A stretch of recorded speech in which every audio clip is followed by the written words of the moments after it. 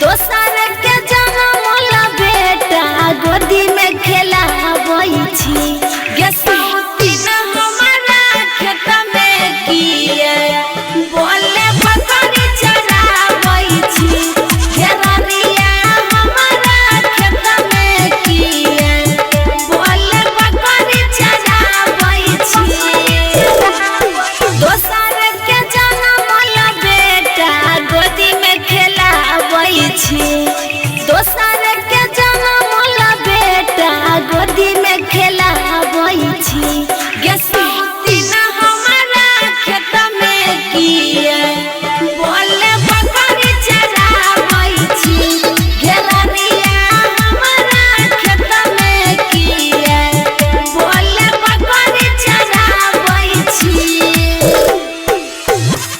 गे सूती न हमारा खेत में किए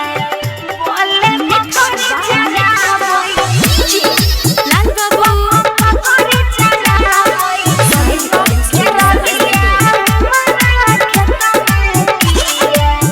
बोले बकरी चराबै छी लाज शरम सब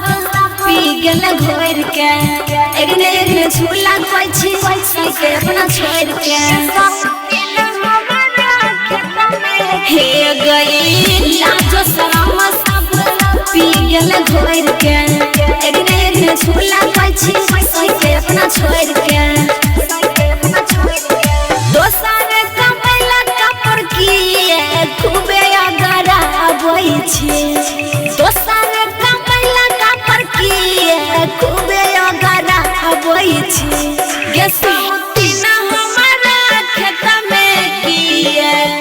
बोले बकरी चराबै छी गे भछिया हमारा खेत में किए बोले बकरी चराबै छी गे सूती न हमारा खेत में किए बोले बकरी चराबै छी